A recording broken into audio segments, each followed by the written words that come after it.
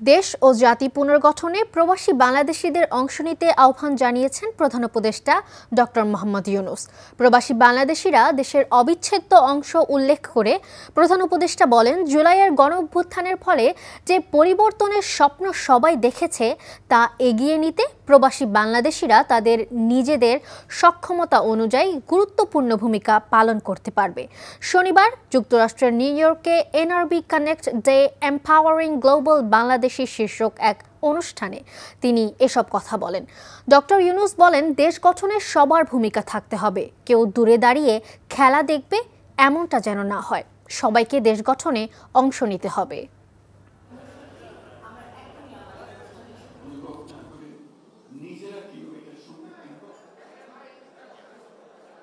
ছাত্ররা তাদের রক্ত দিয়ে যে সুযোগ সৃষ্টি করে দিয়েছে সেটা শুধু একটি রাজনৈতিক সরকার পরিবর্তনের বিষয় ছিল না,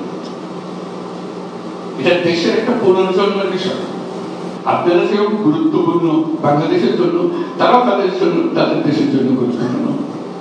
তারা যদি মনে করে হ্যাঁ তাই তো আমরা মাধ্যমে কাজকর্ম করবো, তারা আস্তে আস্তে দেখবে যে রাস্তা খুলে যাচ্ছে। মানুষ যেটা চায় সে রাস্তা বন্ধ করে রাখা যায় না। স্রোতের মতো জিনিস, পানিকে যেন মারতে রাখা যায়, মানুষের আশঙ্কাকে আটকে রাখা যায়। একবার একটা মাথায় ঢুকে গেলে সেটা যে পাথর হোক যেই হোক এটা ভেঙে সে বের হবে। কাজে মাথার মধ্যে যদি ঢোকে এটা আঞ্চলিক অর্থনীতি আমরা গড়ে তুলবো, তাহলে দেখবেন যে আঞ্চলিকভাবে অনেক জিনিস সম্ভব। স্কুল ছাত্রীকে ধর্ষণের ঘটনায় খাগড়াছড়িতে এখনও উত্তেজনা রয়েছে। পরিস্থিতি নিয়ন্ত্রণে স্থানীয় প্রশাসনের জারি করা ১৪৪ ধারা দ্বিতীয় দিনের মতো চলছে। জেলা জুড়ে প্রতিটি রাস্তায় টহল দিচ্ছে পুলিশ, বিজিবি ও সেনাবাহিনীর সদস্যরা। ফলে নতুন করে কোনো বিক্ষোভের খবর এখনও পাওয়া যায়নি। যানবাহন চলাচলও স্বাভাবিক রয়েছে। জরুরি প্রয়োজন ছাড়া ঘর থেকে বের হচ্ছেন না কেউই। এর আগে শনিবার স্কুল ছাত্রীকে দলবদ্ধভাবে ধর্ষণের ঘটনায় বিক্ষোভ করে যুগ্ম ছাত্র জনতা। মহাসড়কে গাছ ফেলে ও টায়ার জ্বালিয়ে অবরোধ করলে যান চলাচল বন্ধ হয়ে যায়। এ সময় স্থানীয় বাঙালি যুবকদের সাথে ধাওয়া পাল্টা ধাওয়া, ইট পাটকেল নিক্ষেপের ঘটনাও ঘটে। পরিস্থিতি নিয়ন্ত্রণের বাইরে গেলে রাজশাহী, নাটোর ও চাঁপাইনবাবগঞ্জ থেকে তৃতীয় দিনের মতো ঢাকা রুটে বাস চলাচল বন্ধ রয়েছে। এতে দুর্ভোগে পড়েছেন সাধারণ যাত্রীরা। বাস মালিকরা জানান, বাস চালক ও শ্রমিকদের দাবির প্রেক্ষিতে গত ২৩ সেপ্টেম্বর ঢাকায় শ্রমিক ও মালিক পক্ষের বৈঠকের পর বেতন বাড়িয়েছেন। এখন চালক ও শ্রমিকরা নতুন করে আরও কিছু দাবি জানিয়েছে। এর মধ্যে রাস্তায় যাত্রী তোলার দাবি করেছেন তারা। তবে যাত্রীদের নিরাপত্তার কারণেই মালিকরা রাস্তায় যাত্রী তুলতে রাজি নন। এ ধরনের একাধিক মতবিরোধের কারণে মালিকরা বাস বন্ধ রাখতে বাধ্য হয়েছেন বলে জানান। এমন পরিস্থিতিতে আজ ঢাকায় পরিবহন মালিক ও শ্রমিক সংগঠনের নেতাদের বৈঠক হবার কথা রয়েছে। জেলা প্রশাসনের নিষেধাজ্ঞা সত্ত্বেও সিলেটে বন্ধ হয়নি অবৈধ বালু উত্তোলন। বালু উত্তোলনের ফলে সৃষ্ট নদী ভাঙনে বসতভিটা হারাচ্ছে গোয়াইনঘাট উপজেলার পশ্চিম জাফলং ইউনিয়নের একের পর এক পরিবার। অস্ত্রের মুখে জিম্মি করে উচ্ছেদ করা হচ্ছে নদী পাড়ের বাসিন্দাদের। বালু উত্তোলনকারী দুষ্ট চক্রের বিরুদ্ধে ব্যবস্থা গ্রহণে অসহায়ত্বের কথা জানিয়েছে স্থানীয় প্রশাসন। সিলেট থেকে সজল ছত্রীর রিপোর্ট, ছবি তুলেছেন আনিস রহমান। অবৈধ বালু উত্তোলনের কারণে তীব্র নদী ভাঙনের কবলে পড়েছে গোয়াইনঘাট উপজেলার পশ্চিম জাফলং ইউনিয়নের মনোরতল, বুগুইলকান্দি, মোনাইকান্দি, নয়াগাঁও, ইসলামাবাদ সহ বেশ কিছু গ্রাম। রাতের বেলা ভারী যন্ত্র দিয়ে নদীর পাড় থেকে বালু তোলা হয়। চোখের সামনেই নদীতে ভেঙে পড়ে অনেকের বাড়িঘর। রাত্রে মানুষে নৌকা লাগাই দিয়ে জুড়ে আমার নৌকা লাগাইয়া আমরা মাছ করিয়া নৌকা লাগাই লিয়া যাই। নানান ধরনের বিভ্রান্ত করিয়া আমার পুতরে নিয়া বা আমারে নিয়া দোষী বানাইয়া মামলা ঢুকাইয়া জেলে ঢুকাই দিল জায়গায় এরকম বিভ্রান্ত করিয়া খার। থিয়নের কাছে গেলাম, থিয়নে উপরে আরো উপরে যাও, আমরা টাকা পয়সা আছে নিয়ে যাইতাম বা নিয়ে। নদীপাড়ের বাসিন্দাদের ভয়ভীতি দেখিয়ে সামান্য কিছু টাকার বিনিময়ে ভিটা ছাড়তে বাধ্য করে বালু উত্তোলনকারী চক্র। সিলেটে গত ১ বছর নজিরবিহীন লুটপাটের পর সব ধরনের বালু পাথর উত্তোলন নিষিদ্ধ করেছে জেলা প্রশাসন। নানান তৎপরতার কথা জানিয়েছে পুলিশ, র্যাব ও বিজিবি। তবে বাস্তবতা অনেক ক্ষেত্রেই অনেকখানি ভিন্ন। উপজেলাগুলোতে বালু উত্তোলনকারী চক্রের কাছে অসহায় স্থানীয় প্রশাসন। আমাদের কিন্তু নিয়মিত অভিযান আছে, অব্যাহতই আছে, কিন্তু রাতের আধারে যখন এগুলো করে তখন আমরা দূরত্ব বেশি এই পর্যন্ত এবং নিয়মিত মামলা মামলাও কিন্তু করা হয়েছে অলরেডি। এখন এটা নিয়মিত মামলাও করা আছে, বিষয়টা তদন্তাধীন আছে। পশ্চিম জাফলং ইউনিয়নের মধ্য দিয়ে বয়ে চলা পিয়াইন নদীর গতি ও নাব্যতা বৃদ্ধির একটি পুরনো প্রকল্পকে কাজে লাগিয়ে চলছে বালু উত্তোলনকারীদের এই বেপরোয়া ধ্বংসযজ্ঞ। পুলিশ, প্রশাসন ও আদালতে গিয়েও কোনো সুফল পাচ্ছেন না নিরুপায় নদীপাড়ের মানুষ। সজল ছত্রী, এনটিভি নিউজ, সিলেট। নির্বাচন ব্যবস্থার সঙ্গে জড়িত প্রায় 10 লাখ ভোটার যাতে ভোট দিতে পারে সেই ব্যবস্থা করা হবে বলে জানিয়েছেন প্রধান নির্বাচন কমিশনার AMM নাসির উদ্দিন। সকালে নির্বাচন কমিশনের সাথে সুশীল সমাজের প্রতিনিধিদের বৈঠকে তিনি এই কথা বলেন। সিসি আরও বলেন, অনেক বন্দী হাজতে আছেন, তাদেরও ভোট দেওয়ার ব্যবস্থা করা হবে। এছাড়া সরকারি কর্মকর্তারা যারা দেশের বিভিন্ন জায়গায় দায়িত্বে থাকেন তাদেরও ভোট দেওয়ার ব্যবস্থা করা হবে বলেও জানান সিএসি। মতবিনিময় সভা কেবল একটি আনুষ্ঠানিকতা নয়, অবাধ ও সুষ্ঠু নির্বাচন আয়োজনে এই আলোচনা গুরুত্বপূর্ণ ভূমিকা রাখবে বলে আশা করেন প্রধান নির্বাচন কমিশনার AMM নাসির উদ্দিন।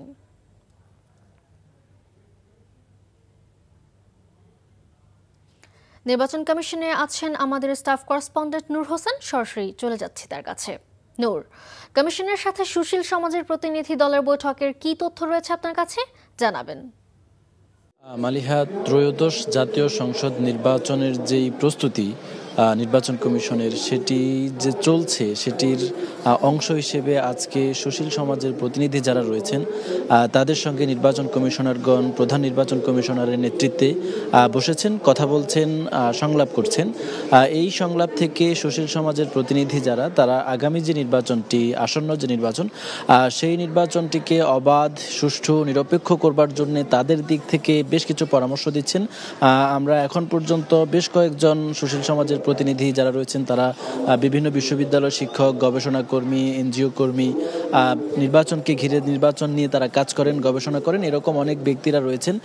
তারা এসেই কথা বলেছেন এবং তাদের কথা আমরা শুনেছি। তারা নির্বাচন কমিশনকে বেশ কিছু পরামর্শ দিয়েছেন। তারা বলছেন যে বিগত 16 বছর ধরে বাংলাদেশের মানুষ যে নির্বাচন বঞ্চিত ছিল সেখান থেকে যাতে এই নির্বাচন কমিশন শিক্ষা গ্রহণ করে এবং বিগত নির্বাচনগুলো যে সমস্ত কমিশনগুলো পরিচালনা করেছে সেই সমস্ত কমিশনগুলোর যে পরিণতি হয়েছে, অর্থাৎ সমাজে যেমনটি ঘৃণিত হয়েছে এবং একই সঙ্গে এখনকার সময়ে তাদের শাস্তির দাবি অনেকে করছেন, এই নির্বাচন কমিশন যাতে সেটি মাথায় রাখে এবং সেটি মাথায় রেখে যাতে তাদের যে কাজ সেটি পরিচালনা করে সেজন্য তারা নির্বাচন কমিশনের কাছে আহ্বান জানাচ্ছেন।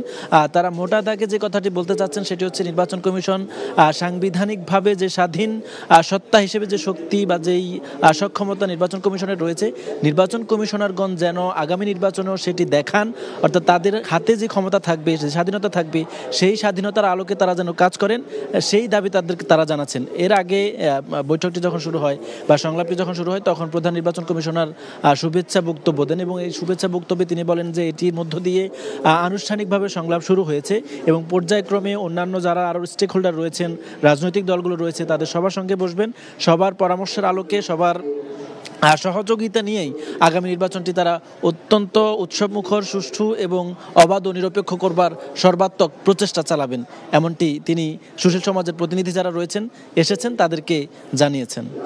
মালিহা, জুলাই গণহত্যা ও মানবতা বিরোধী অপরাধ মামলায় আন্তর্জাতিক অপরাধ ট্রাইব্যুনালে সাক্ষ্য গ্রহণ চলছে।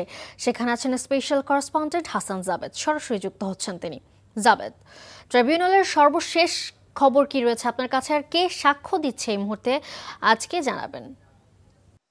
মালিহা, আজকে আন্তর্জাতিক অপরাধ ট্রাইব্যুনাল 1 এবং ট্রাইব্যুনাল 2 এই দুটি ট্রাইব্যুনালে দুটি মামলার বিচার কাজ চলবে। ইতিমধ্যেই ট্রাইব্যুনাল 2 একটি বিচার কাজ চলছে। অপরদিকে ট্রাইব্যুনাল 1-এ শেখ হাসিনা সহ 3 জনের বিরুদ্ধে যে সাক্ষ্য গ্রহণ, সেই সাক্ষ্য গ্রহণ এখনও শুরু হয়নি, কিছুক্ষণের মধ্যেই হয়তো শুরু হবে। এবং আজকে শেখ হাসিনার মামলায় এই মামলার যে তদন্ত কর্মকর্তা আলমগীর হোসেন তিনি 54তম সাক্ষী হিসেবে সাক্ষ্য দিবেন এবং সাক্ষ্য দেওয়ার পর তাকে জেরা করবেন আসামি পক্ষের রাষ্ট্রনিযুক্ত আইনজীবী। তো এই মামলায় ইতিমধ্যে 53 জন সাক্ষী দিয়েছেন। তাদের মধ্যে উল্লেখযোগ্য সাক্ষী ছিলেন আমার দেশ পত্রিকার সম্পাদক মাহমুদুর রহমান, এনসিপির আহ্বায়ক এবং জুলাই যোদ্ধা নাহিদ ইসলাম, এছাড়া জুলাই আহত এবং শহীদদের পরিবারের সদস্যরাও কিন্তু এখানে এসে সাক্ষ্য দিয়েছেন। এবং সাক্ষ্য দেওয়ার পর সবাই কিন্তু এই মামলায় যারা হত্যাকাণ্ডে জড়িত জুলাই আগস্ট হত্যাকাণ্ডে তাদের সর্বোচ্চ শাস্তি দাবি করেছেন এবং কিভাবে হত্যাযজ্ঞ হয়েছিল সেই বর্ণনাও দেন। এবং সর্বশেষ যেই আমরা সাক্ষ্যে পেয়েছি যে শেখ হাসিনা এবং তার লোকজন হেলিকপ্টার থেকে কিভাবে আইনশৃঙ্খলা রক্ষাকারী বাহিনীর সদস্যরা গুলি করেছিল এবং হত্যা করেছিল, কিভাবে নির্দেশনা দিয়েছিলেন, অডিও ক্লিপ বাজিয়ে দেখানো হয়েছিল যে কিভাবে তিনি সাবেক দক্ষিণ সিটি কর্পোরেশনের মেয়র তাপস, ফজলুর তাপস, তারপর ঢাকা বিশ্ববিদ্যালয়ের বিসি এবং হাসানুল হক ইনুর সাথে তার যে কথোপকথন সেগুলি কিন্তু গত সাক্ষ্যে সেটি দেখানো হয়। তা আজকের সাক্ষ্যও কিন্তু 54তম সাক্ষী তদন্ত কর্মকর্তা কিছু ভিডিও ক্লিপ, অডিও ক্লিপ সেখানে ট্রাইব্যুনালে উপস্থাপন করবেন এবং আজকের এই মামলার কার্যক্রম কিন্তু বাংলাদেশ টেলিভিশনের মাধ্যমে সরাসরি সম্প্রচার হওয়ার কথা রয়েছে। আর ট্রাইব্যুনাল 2-এ আশুলিয়া হত্যা মামলায় যে 6 জনকে হত্যার পর পুড়িয়ে দেওয়া হয়েছিল গত বছরের 5ই আগস্ট, সেই মামলায় আজকে 8ম সাক্ষীকে জেরা করছেন আসামি পক্ষের আইনজীবীরা। তো এই হচ্ছে আজকের ট্রাইব্যুনালের মামলার সর্বশেষ।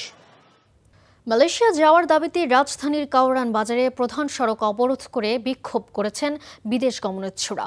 রোববার সকালে কাওরান বাজার সার্ক ফোয়ারা মোড়ে অবস্থান কর্মসূচিতে শখানেক মানুষ অংশ নেন। বিক্ষোভকারীরা জানান, বিভিন্ন রিক্রুটিং এজেন্সির মাধ্যমে মালয়েশিয়া পাঠানোর আশ্বাস দিয়ে তাদের কাছ থেকে জনপ্রতি 5 থেকে 6 লাখ টাকা নেওয়া হয়েছে, কিন্তু 1 বছরেও বেশি সময় পার হলেও তারা মালয়েশিয়া যেতে পারেননি। এতে আর্থিক ও মানসিকভাবে ক্ষতিগ্রস্ত হচ্ছেন। সড়কে অবস্থান নেওয়ার কারণে সড়কে প্রচণ্ড যানজট তৈরি হয়। পরে পুলিশ এসে তাদের সড়ক থেকে সরিয়ে দেয়। সরকারের সাথে কথা বলে সমস্যা সমাধানের জন্য একটি প্রতিনিধি দলকে নিয়ে যায় পুলিশ।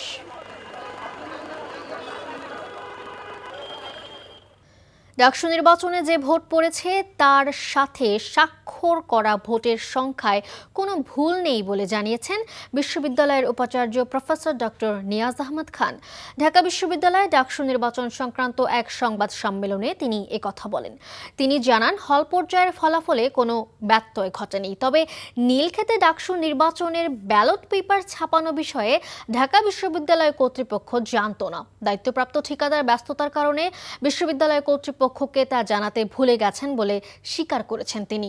নির্বাচন সর্বোচ্চ নিরাপত্তা নিশ্চিত করে ডাকসু নির্বাচন সুষ্ঠুভাবে সম্পন্ন করা হয়েছে বলে জানান উপাচার্য। তিনি জানান, কোনো প্রার্থী ভোটের সময় সিসিটিভি ফুটেজ দেখতে চাইলে আবেদনের মাধ্যমে তা দেখতে পারবেন। যাত্রা শুরু করল Akij agro and livestock limited. বগুড়ায় প্রতিষ্ঠানটির অত্যাধুনিক ফ্যাক্টরি উদ্বোধন করেন আকিজ গ্রুপের প্রতিষ্ঠাতা মরহুম শেখ আকিজ উদ্দিনের সহধর্মিণী উম্মি মনোয়ারা বেগম, আকিজ ভেঞ্চারের চেয়ারম্যান শেখ শামীম উদ্দিন ও তার পরিবার। আধুনিক প্রযুক্তি নির্ভর এই কারখানায় উন্নত স্বয়ংক্রিয় মশলা উৎপাদন ইউনিট রয়েছে।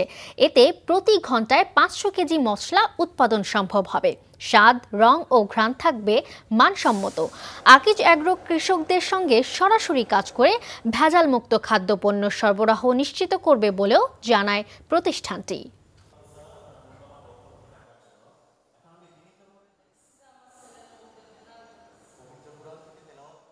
এদিকে খাগড়াছড়িতে অবরোধের নামে নিরীহ বাঙালি জনতার ওপর গুলি চালানো, সেনাবাহিনীর গাড়ি বহরে হামলার প্রতিবাদে বিক্ষোভ করেছে পার্বত্য চট্টগ্রাম ছাত্র পরিষদ।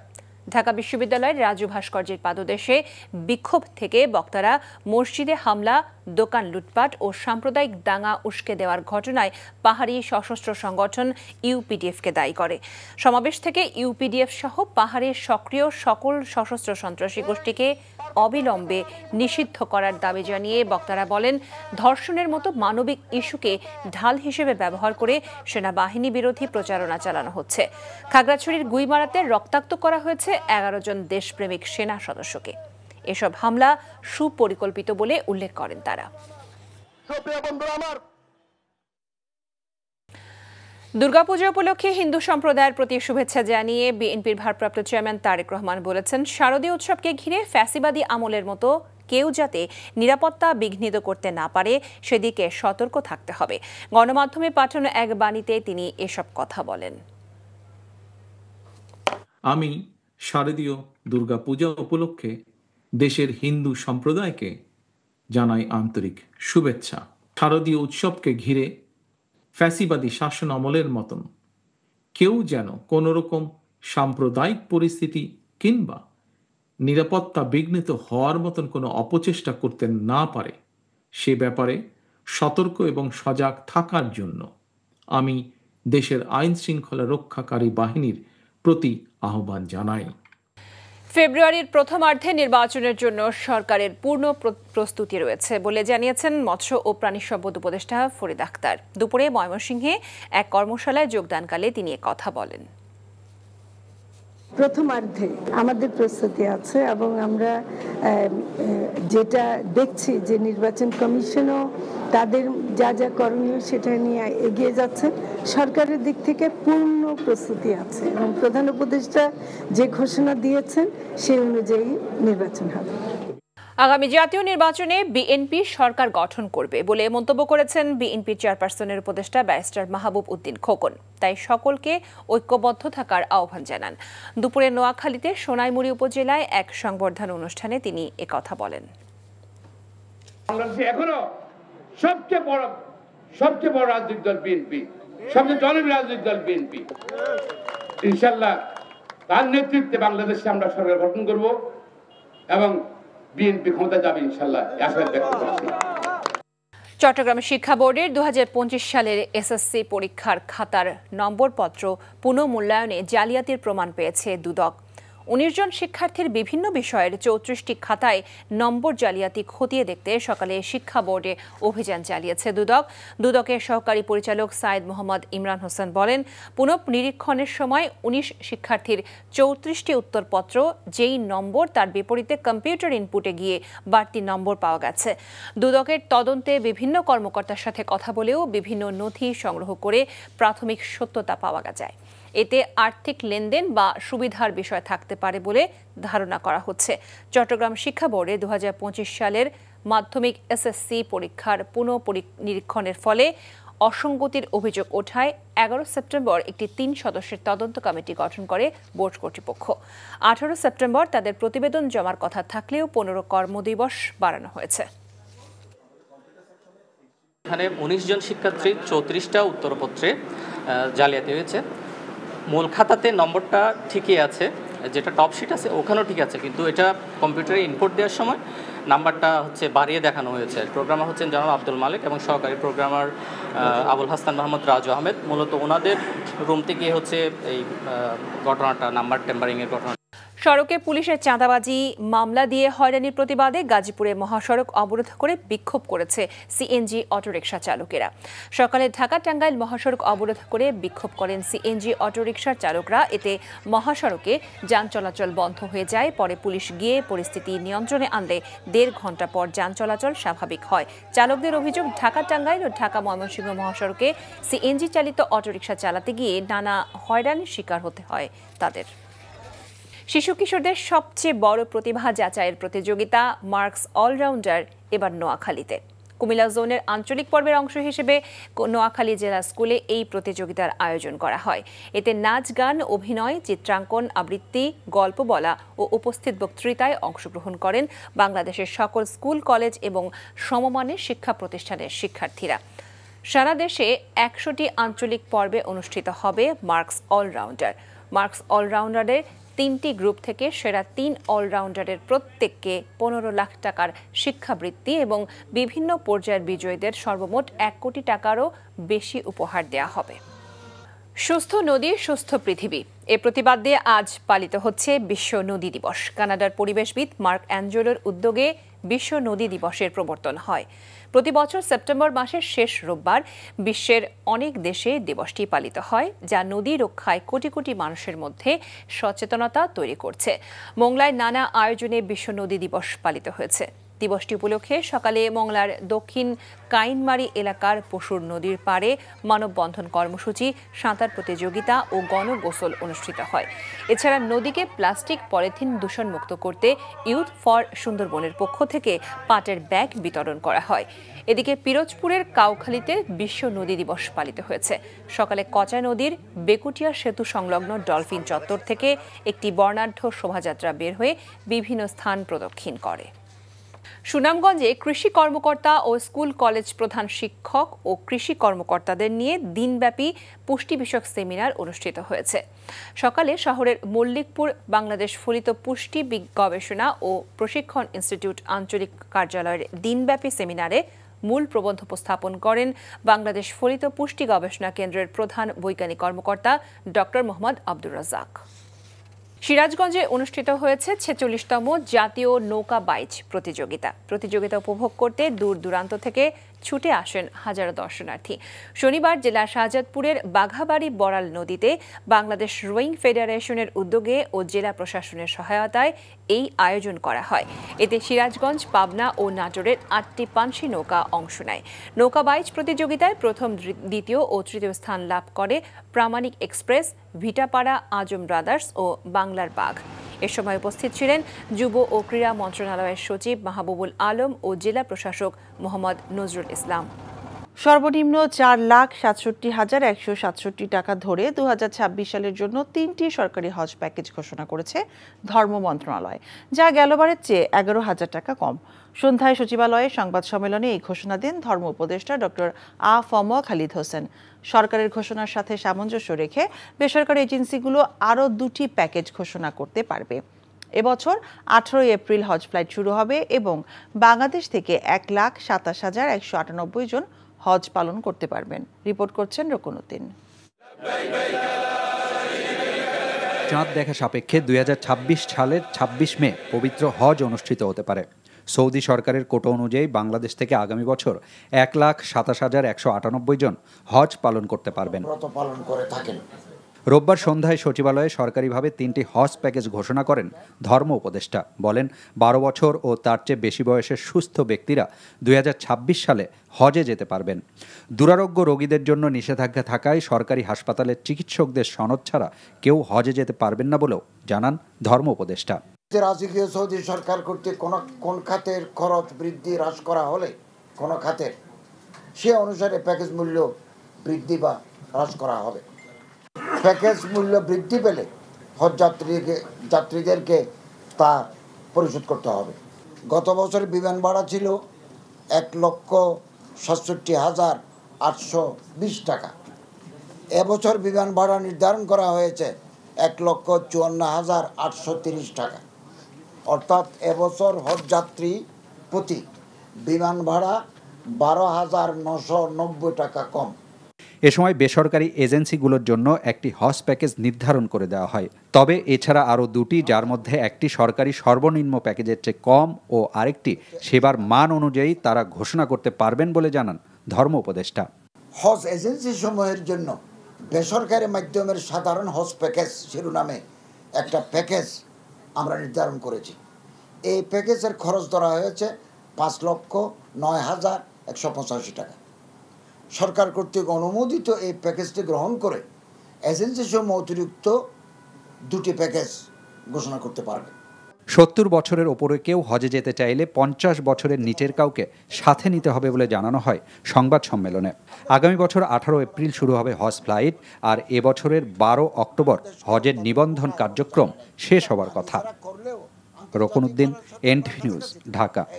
জাতীয় নির্বাচনের আগে পূর্ব ঘোষিত অমর একুশে বইমেলা আয়োজন থেকে সরে দাঁড়ালো বাংলা একাডেমি।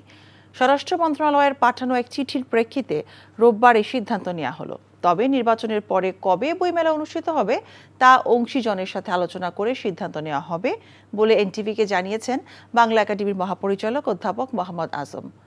HM মেহেদি হাসানের রিপোর্ট। জাতীয় নির্বাচন ও পবিত্র রমজানকে মাথায় নিয়ে প্রকাশকদের দাবিতে 1.5 মাস এগিয়ে আসে 2026-এর অমর একুশে বইমেলা। বাংলা একাডেমির সিদ্ধান্ত নেয় মেলা হবে এবছরের 17 ডিসেম্বর থেকে পরের বছর 17 জানুয়ারি পর্যন্ত। তবে সেই সিদ্ধান্ত পরিবর্তিত হচ্ছে। নির্বাচনের কাছাকাছি সময়ে নিরাপত্তা ইস্যু, সোহরাওয়ার্দী উদ্যান পাওয়া না পাওয়ার হিসাবসহ নানা ইস্যুতে বইমেলা আয়োজনে বাদ সেধেছে স্বরাষ্ট্র মন্ত্রণালয়। মন্ত্রণালয়ের এক সভায় নির্বাচনের আগে কোনোভাবেই মেলা না করার ব্যাপারে আলোচনা হয়। সেই সভার রেজুলেশন আনুষ্ঠানিকভাবে হাতে পাওয়ার পর বাংলা একাডেমি আগের সিদ্ধান্ত থেকে সরে আসে। এটা প্রকাশক সমিতির লিখিত চাওয়ার ভিত্তিতে এবং মন্ত্রণালয়ের সঙ্গে আলাপ করে আমরা করেছিলাম। এখন স্বরাষ্ট্র মন্ত্রণালয় থেকে আমরা একটা তাদের মিটিংয়ের রেজুলেশন পেয়েছি, যেখানে আমাদেরকে তারা বলেছেন যে মেলা নির্বাচনের পরে করতে হবে। তো সেই অনুযায়ী আমাদেরকে আসলে আগের তারিখটা স্থগিত করতে হবে। নির্বাচনের পরে কবে হতে পারে বইমেলা, সেই বিষয়ে সিদ্ধান্ত নিতে শিগগিরই অংশীজনদের নিয়ে আলোচনায় বসবে বাংলা একাডেমি। মানে ওই তারিখটা স্থগিত করা হয়েছে এবং পরে মেলার সংশ্লিষ্ট পক্ষগুলোর সঙ্গে আলাপ করে আমরা নতুন তারিখ নির্ধারণ করব। HM মেহেদী হাসান, NTV নিউজ, ঢাকা। দুর্গাপূজাকে কেন্দ্র করে সামাজিক যোগাযোগ মাধ্যমে গুজব সৃষ্টিকারী এবং সাম্প্রদায়িক উস্কানিদাতাদের বিরুদ্ধে কঠোর আইনানুগ ব্যবস্থার নির্দেশ দেওয়া হয়েছে বলে জানিয়েছেন স্বরাষ্ট্র উপদেষ্টা জাহাঙ্গীর আলম চৌধুরী। দুপুরে সচিবালয়ে এক বৈঠক শেষে এসব কথা বলেন তিনি। জানান, দুর্গাপূজা আয়োজনে কোনো ঝুঁকি নেই এবং নিরাপত্তা নিশ্চিত করতে পর্যাপ্ত আইনশৃঙ্খলা বাহিনীর সদস্য মোতায়েন করা হয়েছে। রোকন উদ্দিনের আরেকটি রিপোর্ট। ষষ্ঠী পুজোর মধ্য দিয়ে শুরু হয়েছে শারদীয় দুর্গাপূজা। এবার গেলবারের চেয়েও 1000 বেড়ে 33,500 মণ্ডপে পুজোর আয়োজন হয়েছে। রোববার দুপুরে সচিবালয়ে আইন শৃঙ্খলা সংক্রান্ত কোর কমিটির বৈঠক শেষে স্বরাষ্ট্র উপদেষ্টা জানান, পুজো আয়োজনে কোনো ঝুঁকি নেই এবং পর্যাপ্ত আইন শৃঙ্খলা বাহিনীর সদস্য মোতায়েন করা হয়েছে। তবে গুজব নিয়ে চিন্তায় আছে সরকার। পার্শ্ববর্তী দেশ এবং ফ্যাসিস্টের কিছু দূষণ সবসময় একটা মিথ্যা সংবাদ, স্পেশালি ইউটিউব, ফেসবুক এগুলিতে দিয়ে দেয়। এগুলি আপনারা প্রতিবাদ করবেন এবং প্রকৃত যে তথ্য ওটা আপনারা সবার সামনে উঠে ধরবেন। সামাজিক যোগাযোগ মাধ্যমে শারদীয় দুর্গাপূজাকে কেন্দ্র করে সাম্প্রদায়িক সম্প্রীতি বিনষ্ট করার লক্ষ্যে দুষ্কৃতিকারী ও গুজব সৃষ্টিকারীদের বিরুদ্ধে কঠোর আইনানুগ ব্যবস্থা গ্রহণ করা হবে। দুর্গা পূজা নির্বিঘ্ন উদযাপনের জন্য সারা দেশে প্রায় এখানে লেখা আছে 1 লক্ষ সেনাবাহিনীর মতো সদস্য নিয়োজিত থাকবে। কাজ করছে বিজিবির 430টি প্লাটুন, 70,000 মতো কাজ করবে পুলিশ। এদিকে রোববার দুপুরেই স্বরাষ্ট্র উপদেষ্টার সাথে দেখা করেন ঢাকা বিশ্ববিদ্যালয় ছাত্র সংসদ, ডাকসুর ভিপি ও জিএস সহ 5 জনের প্রতিনিধি দল। কয়েকটি জায়গায় পূজা মণ্ডপ দুষ্কৃতিকারীরা ভাঙচুর করেছে, কিছু অভিযোগ ইতিমধ্যে এসেছে। আমরা বলেছি এই ঘটনার সাথে যারা জড়িত আছে তাদের বিরুদ্ধে যেন দৃষ্টান্তমূলক বিচার আওতায় নিয়ে আসা হয়। এ সময় তাদের কাছে প্রশ্ন ছিল নীলক্ষেতে ব্যালট ছাপানোর বিষয়ে কয়েকটি রাজনৈতিক দলের অভিযোগের বিষয়ে। যে কোনো কনসার্ন থাকলে সে কনসার্ন আসাটা তাদের ডেমোক্রেটিক রাইটস, আবার সেই কনসার্নটা ভ্যালিড হওয়াটাও গুরুত্বপূর্ণ। ভ্যালিড কনসার্নের রিপ্লাই আসাটা জরুরি। সুতরাং ইউনিভার্সিটিকে আমরা অনুরোধ করেছিলাম ভ্যালিড প্রত্যেকটা কনসার্ন ওনারা অ্যাড্রেস করে এবং আনঅ্যাড্রেসড কোনো কোয়েশ্চেন না থাকে, সে অনুযায়ী ওনারা আশা করছি অলরেডি সকলে রিপ্লাই দিয়েছে। না দিয়ে থাকলে সেটা আমরা আবার কনসার্ন জানাবো। ঢাকা বিশ্ববিদ্যালয়ের শিক্ষার্থী সাম্য ও তোফাজ্জল হত্যাকাণ্ডের তদন্ত প্রতিবেদন ও বিচার নিশ্চিত করতে স্বরাষ্ট্র উপদেষ্টার কাছে দাবি জানান তারা। রোকন উদ্দিন, NTV নিউজ, ঢাকা। আওয়ামী লীগের বিতর্কিত সংসদ সদস্য হাজী সেলিমের নির্মাণ প্রতিষ্ঠানে অবৈধ গাড়ির সন্ধানে অভিযান চালিয়েছে যৌথ বাহিনী। রাজধানীর আজিমপুরে হাজী সেলিমের নির্মাণ প্রতিষ্ঠান মদিনা ডেভেলপার কোম্পানি একটি ভবনে অভিযান চালায় যৌথ বাহিনী। এ সময় ভবনের বেসমেন্ট ফ্লোর থেকে 3টি বিলাসবহুল গাড়িসহ 6টি গাড়ির সন্ধান পাওয়া যায়। এর মধ্যে BMW ব্র্যান্ডের মালিকানা হাজী সেলিমের বলে নিশ্চিত করে যৌথ বাহিনী। বাকি 5টি গাড়ি সেলিমের বিভিন্ন ব্যবসায়িক প্রতিষ্ঠান এবং ব্যক্তির নামে। গাড়িগুলোর কাগজপত্র এবং চাবির সন্ধানে হাজী সেলিমের প্রতিষ্ঠানের ব্যবস্থাপককে জিজ্ঞাসাবাদ করে যৌথ বাহিনী এবং ডিএমপির নির্বাহী ম্যাজিস্ট্রেট। জনপ্রিয় টেলিভিশন NTV ইউরোপের CEO সাবরিনা হুসাইন যুক্তরাষ্ট্রের নিউ ইয়র্ক স্টেটে সিনেট এবং অ্যাসেম্বলি থেকে 2টি পৃথক সম্মাননায় ভূষিত হয়েছেন। শনিবার তিনি প্রথমে যুক্তরাষ্ট্রের নিউ ইয়র্ক স্টেটে সিনেটর লুইস আর সেপলভেদার পক্ষ থেকে মর্যাদাপূর্ণ সার্টিফিকেট অফ রিকগনিশন অর্জন করেন। এরপর নিউ ইয়র্ক স্টেটে অ্যাসেম্বলির সদস্য ইউডেলকা ট্যাপিয়ার কাছ থেকে আরও একটি বিশেষ সম্মাননা গ্রহণ করেন Sabrina Hussain. Media, community engagement এবং নারীর ক্ষমতায়নে তাঁর অগ্রণী নেতৃত্বের স্বীকৃতিস্বরূপ এই সম্মাননা দেওয়া হয়েছে। একই সঙ্গে অন্তর্ভুক্তিমূলক উন্নয়ন এবং প্রবাসী কণ্ঠস্বরকে বৈশ্বিক মঞ্চে তুলে ধরার অবদানের কথা উল্লেখ করা হয়েছে।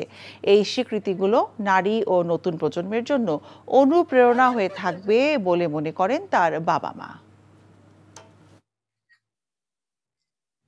I am so happy, so privileged and so overwhelmed to have received not just one but 2 recognitions from the United States of America, a great nation. And it's an honor, it's a privilege to be here at the United States and getting those 2 recognitions from Senate as well as from the Assembly. শরিয়া ভিত্তিক 5 ব্যাংকের প্রশাসকের নাম চূড়ান্ত করেছে Bangladesh bank. Union এবং গ্লোবালে দায়িত্ব পাচ্ছেন বাংলাদেশ ব্যাংকের 2 পরিচালক এবং ফার্স্ট সিকিউরিটি, সোশ্যাল ইসলামী ও গ্লোবাল ইসলামী ব্যাংকের দায়িত্বে থাকবেন 3 নির্বাহী পরিচালক। রোববার কেন্দ্রীয় ব্যাংকের পক্ষ থেকে জানানো হয়, এক্সিম ব্যাংকের দায়িত্বে থাকছেন বাংলাদেশ ব্যাংকের নির্বাহী পরিচালক মোহাম্মদ শওকত উল আলম, সোশ্যাল ইসলামী ব্যাংকের নির্বাহী পরিচালক মোহাম্মদ বদিউল আলম দিদার এবং ফার্স্ট সিকিউরিটি ইসলামী ব্যাংকের নির্বাহী পরিচালক সালাউদ্দিন। এছাড়া ইউনিয়ন ব্যাংকের পরিচালক হিসেবে মোহাম্মদ আবুল হাশেম এবং মকসুদুল আলমকে গ্লোবাল ব্যাংকের পরিচালক হিসেবে নিযুক্ত করা হয়। আওয়ামী সরকারের সময় দুর্নীতির কারণে শরিয়া ভিত্তিক এই 5টি ব্যাংক চরম সংকটে পড়ে। এই অবস্থায় গ্রাহকদের নানা অসন্তুষ্টির মধ্যে একীভূত করার সিদ্ধান্ত নেয় কেন্দ্রীয় ব্যাংক। নির্বাচনী ঝাঁজ মিরপুর শেরেবাংলা স্টেডিয়াম, বিসিবি পাড়ার সব জায়গায়, অথচ প্রার্থী তার মনোনয়নপত্র জমা দেওয়ার শেষ দিনে এসে চারদিকে সমঝোতার প্যানেলের আওয়াজ। সরকারের চাপে ভেঙে পড়ার কথা স্বীকার করেনি যদিও তামিম ইকবাল সমর্থিত ক্লাব সংগঠকরা, তবে তারা উড়িয়েও দিচ্ছে না শেষ পর্যন্ত এমন কিছু সম্ভাবনা। নানা রকমের গুজবের মধ্যে সাবেক অধিনায়ক এবং পরীক্ষিত সংগঠকদের সঙ্গে মনোনয়নপত্র জমা দিয়েছেন রাজনৈতিক পরিবার থেকে আসা প্রতিনিধিরাও। রিপোর্ট বর্ষণ কবিরের। দেশের ক্রিকেটে কে কবে কতটুকু অবদান গত কয়েক বছরে রেখেছেন তার মানদণ্ড নিরূপণ করা এই মুহূর্তে একটু কঠিন। চট্টগ্রামের এক রাজনৈতিক পরিবারের সন্তান ইসরাফিল খসরু থেকে শুরু করে আরও বেশ কয়েকজন বিসিবি পরিচালক হওয়ার দৌড়ে সামিল হতে দিয়েছেন মনোনয়নপত্র জমা। এই তালিকায় হঠাৎই স্বতন্ত্র প্রার্থী হিসেবে নাম লেখানো ইফতেখার রহমান মিঠু যেমন আছেন, তেমনি আছেন সাবেক পরিচালক লুৎফর রহমান বাদলু। মোট 60 জন ফর্ম কিনলেও জমা পড়েছে 51টি। চারদিকে যদিও সরকারের পরামর্শে সমঝোতার প্যানেলের কথা উঠছে। তামিম ইকবাল, ইশতিয়াক সাদেকদের সঙ্গে ক্লাব পরিচালকদের 12টি পদের জন্য ফারুক আহমেদ ও আমজাদ হোসেনকে নেয়ার জোর চেষ্টা চালাচ্ছে একটি গোষ্ঠী। 22 তারিখের পরে অনেকেরই নাম নেওয়া হয়েছে, সেটা নিয়ে একটু আপত্তি তুলেছে। এগুলি নিয়ে কিছুটা উত্তেজনা ছিল, বাট নির্বাচন করার ক্ষেত্রে সবাই কিন্তু একমত যে আমরা নির্বাচন করব, সমঝোতার ভিত্তিতে নয়। এমন অবস্থায় পরিচালক হয়ে এলে কিভাবে দায়িত্ব সামলাতে পারেন তার ধারণা দিয়েছেন খালেদ মাসুদ পাইলটরা। 2000 সালে যখন আমরা টেস্ট খেলি প্রথম, আমার মনে হয় তারপরে থেকে ক্রিকেট হয়তো এগিয়েছে, বাট যেভাবে যে পরিমাণ আগানোর কথা ছিল সেটা সেভাবে আগায় নাই। ডিস্ট্রিক্ট লেভেলে যেখান থেকে আসলে প্লেয়াররা উঠে আসে 13, 15, 17 বছর বয়সের এই ছেলেগুলো যদি প্রপার ট্রেনিং পায়, প্রপার কোচিং পায়, তাহলে আমার মনে হয় যে আরও অনেক ভালো মানের ক্রিকেটার তৈরি করা সম্ভব। সোমবার মনোনয়নপত্র যাচাই বাছাই করবে নির্বাচন কমিশনার এবং আগামী 30 সেপ্টেম্বর প্রার্থিতা বাতিলের বিষয়ে আপিল গ্রহণ ও শুনানি গ্রহণ করা হবে এবং 1 অক্টোবর আমরা সকাল 10টা থেকে 12টা পর্যন্ত মনোনয়নপত্র প্রত্যাহার করা যাবে। দু বিভাগে কোনো প্রতিদ্বন্দ্বী না থাকায় সাবেক ক্রিকেটার আব্দুর রাজ্জাক ও ওয়েস্টিন হোটেলের প্রধান নির্বাহী সাখাওয়াত হোসেন ইতোমধ্যে পরিচালক নির্বাচিত হয়ে গেছেন। আনুষ্ঠানিক ঘোষণা পর্যন্ত কেবল অপেক্ষা মাত্র। Barshan Kabir, NTV news, Dhaka. Asian cup বাছাই হংকংয়ের বিপক্ষে হোম অ্যাওয়ে 2 ম্যাচের জন্য বাংলাদেশ দল ঘোষণা করেছে বাফুফে। 28 সদস্যের প্রাথমিক দলে নতুন মুখ যুক্তরাষ্ট্র প্রবাসী জায়ান আহমেদ। এএফসি অনূর্ধ্ব 23 টুর্নামেন্টের বাছাইয়ে ভিয়েতনামে দুর্দান্ত পারফরমেন্স করেছেন জায়ান। বয়স ভিত্তিকের পর এবার সিনিয়র দলেও ডাক পেয়েছেন এই ডিফেন্ডার। স্প্যানিশ কোচ হ্যাভিয়ার কাবরেরার অধীনে 29 সেপ্টেম্বর থেকে ঢাকায় ক্যাম্প শুরু হচ্ছে। হামজা চৌধুরী, শোভিত সোম এবং ফাহমিদুল ইসলাম ক্যাম্প শুরুর কয়েকদিন পর দলের সঙ্গে যোগ দেবেন। এদিকে বাংলাদেশ এবং হংকং ম্যাচের গ্যালারি এবং ক্লাব হাউসের টিকিট 1 ঘন্টা যেতে না যেতেই শেষ হয়ে যায়। আজ অনলাইনে শুরু হয় টিকিট বিক্রি। আগামী 9 অক্টোবর জাতীয় স্টেডিয়ামে হবে এই ম্যাচটি। জাতীয় স্টেডিয়ামে 400 টাকা মূল্যের সাধারণ গ্যালারি এবং ক্লাব হাউসের জন্য 2500 টাকা মূল্যের মোট প্রায় 19,000 টিকিট বিক্রি হয়েছে।